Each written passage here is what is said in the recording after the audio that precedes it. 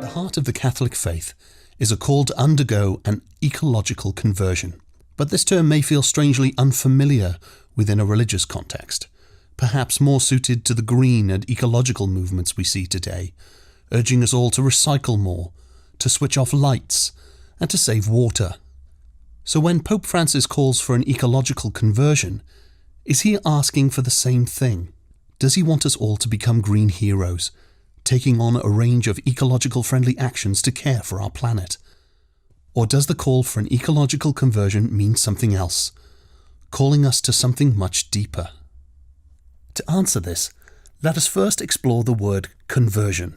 While this term may imply a one-off event, a transition from the old to the new, in the teachings of Jesus, the word conversion is more to do with an ongoing process, a transformation of heart and mind, leading to authentic changes in the way we live and behave. The New Testament calls this metanoia.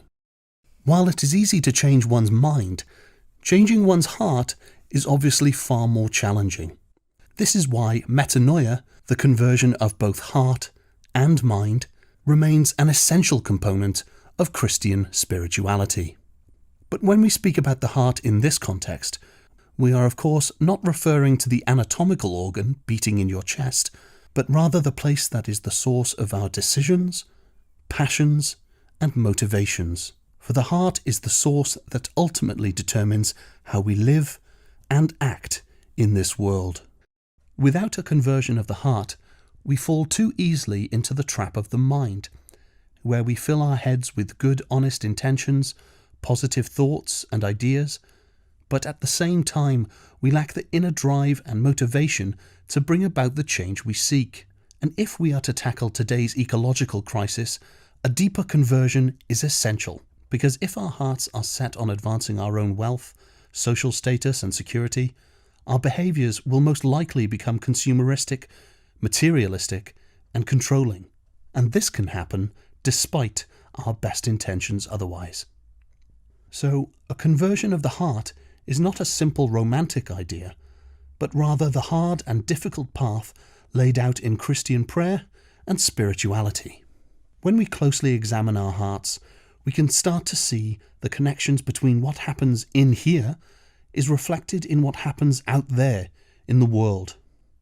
After all, the ecological crisis that we find ourselves in today is ultimately an expression of a deeper problem that lies within.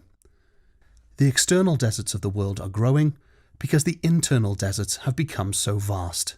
Our interior selves, which should be fully alive with an inner joy and happiness, instead lie empty in our endless search for happiness elsewhere.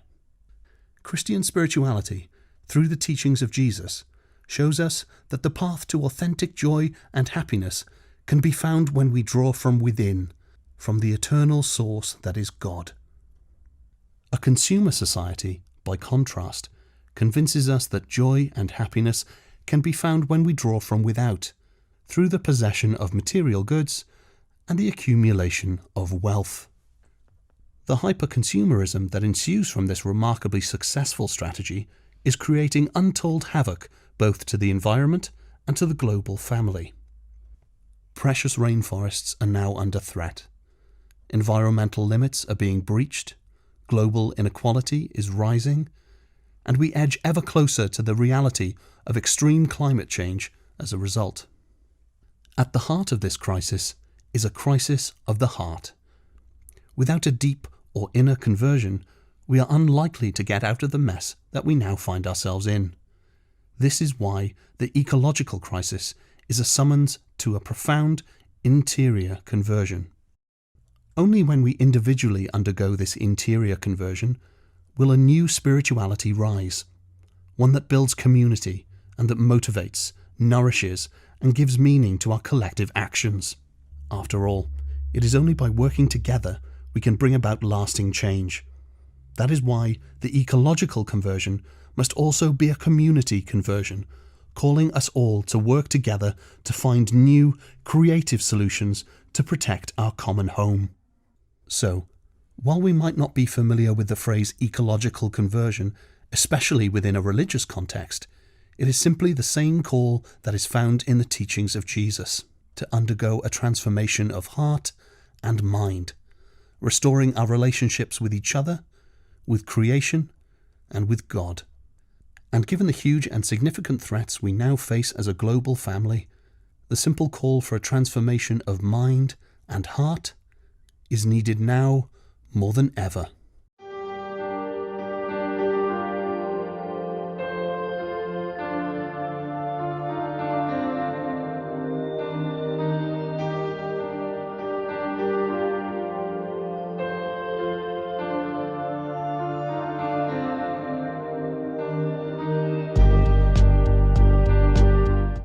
In his encyclical Laudato Si, Pope Francis invites all of us to cooperate with God for the care of the earth. How do we cooperate with God? Well, in the great tradition of Ignatian spirituality, the examination of conscience is a wonderful place to start. In an examination, particularly this ecological examination for care of the earth, we begin reflecting on our own use of creation, our own consumption, how we help or hurt the planet. And reflecting on that, we then listen to where God is calling us to go, how God is calling us to change, what God is asking us to do. The beauty of the examine is that it takes repetition. It's not done once. We don't do it once and then have the game plan. Our relationship with God takes time, and in that relationship, we're called to conversion. All of us can stand to grow and improve and help our care of this earth. The encyclical teaches us that those who are hurt most by the effects of climate change are the poor and the vulnerable. And part of that conversion is to look at this earth through the eyes of the poor and the disenfranchised, those who do not reap the same benefits that all of us do. And then in hearing this call to go forth, to dedicate ourselves, to commit ourselves to making this planet a healthy planet for generations to come.